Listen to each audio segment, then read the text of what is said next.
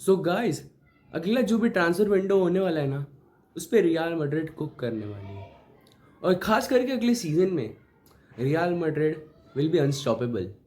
अगर ये जो सारे रूमर्स चल रहे ट्रांसफ़र के, अगर ये सच हो गए तो रियल मैड्रिड को कोई रोकने वाला है नहीं।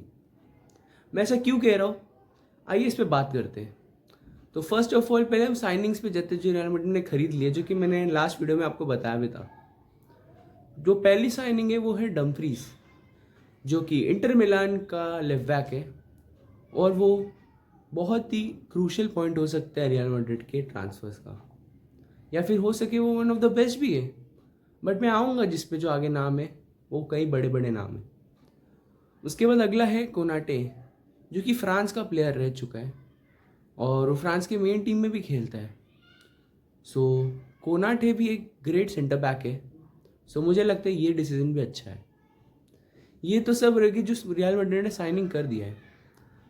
अब बात करते हैं उस पॉइंट का जिससे रियल मैड्रिड को काफ़ी फ़ायदा हो सकता है, वो है मिडफील्डर्स। तो पहले हम देखेंगे मार्केट में कौन से मिडफील्डर्स अवेलेबल है और रियल मैड्रिड उनमें से किसको अप्रोच करना चाहिए या किससे रूमर्स फैल रहे।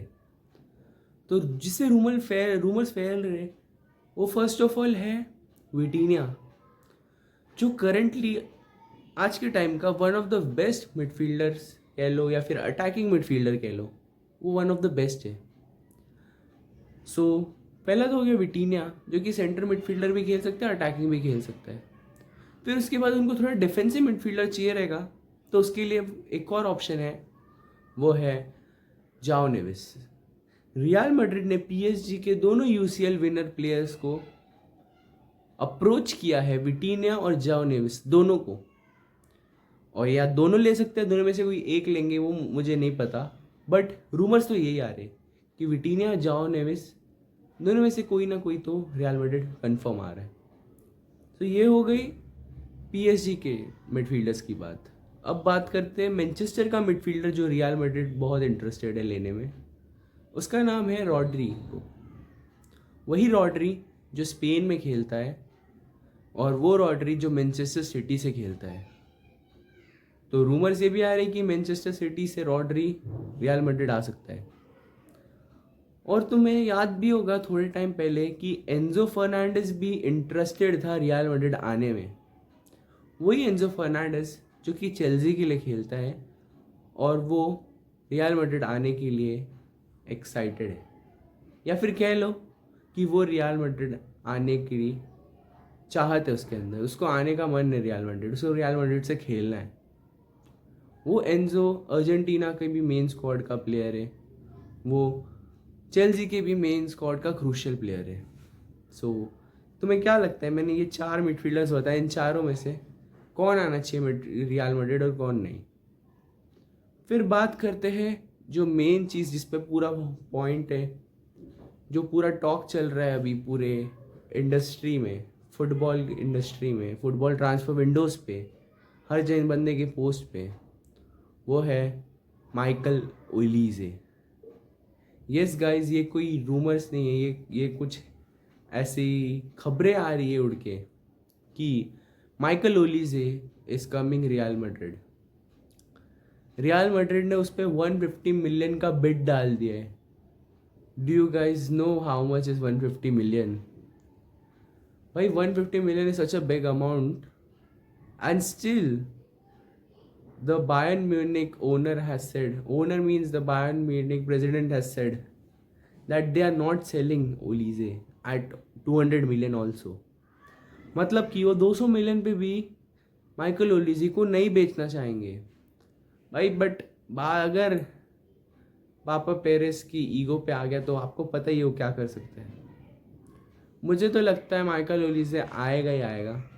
वो कुछ कहने की बात है भाई, तुम्हें भी पता है बायर्न म्यूनिख अपना पोपट हमेशा कराती रहती है। थोड़े दिन पहले ही उन्होंने यमाल बोल रहा हूँ, बार्सिलोना से पोपट करा दिया, अब वो रियल मैड्रिड से कराएगी।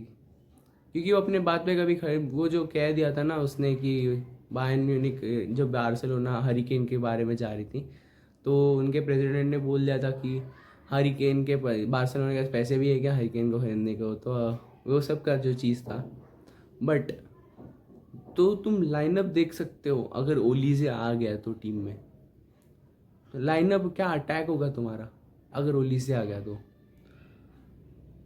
स्ट्राइकर खेलेगा एम्बाप्पे, लेफ्ट विंग पे तुम्हारे पास विनीशियस है ही, राइट विंग पे आ जाएगा ओलीजे, और अटैकिंग मिडफील्डर रहेगा जूड बेलिंगम।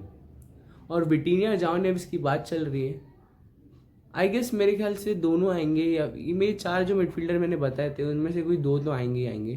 तो मेरे ख्याल से विटीनिया जॉन नेविस को भी हम पकड़े तो मिडफील्ड सेंटर और डिफेंसिव मिडफील्डर के लिए हमारे पास हो जाएंगे विटीनिया जाओ नेविस, और अटैकिंग के लिए तो बेलिंगम था ही। और नीचे के 4 हो जाएंगे रूडिगर, ट्रेंट, और दूसरा सेंटर बैक कोनाटे, और चौथा वाला है डम्फ्रीज लेफ्ट बैक, और नीचे कीपर है कोर्टुआ। भाई ये टीम को देख के लग रहा है कि ये किसी को भी डिस्ट्रॉय कर सकती है विद इन अ सेकेंड्स। भाई ये टीम कितनी डेंजर साबित हो सकती है भाई। ये टीम तुम कह दो कि ये टीम यूसीएल नहीं जीतेगी, भाई इतनी क्रेजी टीम बना दी है। अगर ये जो रूमर्स है अगर ये सच हो गए तो, फिलहाल के लिए तो ये सब रूमर्स है। अब बात करते हैं जो रियल मैड्रिड पे लीगल एक्शन ले लिया है मैनचेस्टर सिटी ने।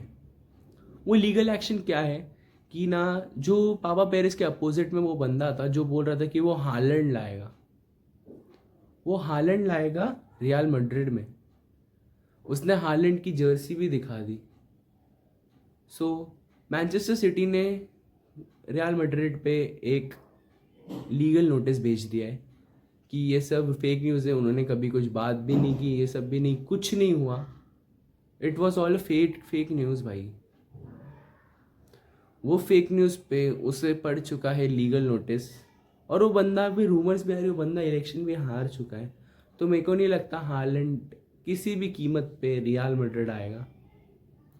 अगर आ जाता है हालैंड रियल मैड्रिड तो भाई गेम ही ख़त्म है। बट जब तक आई थिंक एम्बाप्पे, तब तक हालैंड की तो कोई नीड नहीं है। हालैंड को मैनचेस्टर सिटी से बहुत अच्छा लगा, अच्छा है मैनचेस्टर सिटी के लिए हालैंड, वो क्यों छोड़ेगी हालैंड को। सो ये थे कुछ रूमर्स रियल मैड्रिड को लेके इन कुछ हफ्तों में। तो शायद से वर्ल्ड कप के बाद ही जो है वो पता चलेगा कि ये रूमर्स है कि सच, बट देखते हैं क्या होता है। सो इतना इस वीडियो में, मैं मिलता हूँ आपसे अगले वीडियो में, तब तक के लिए बाय बाय।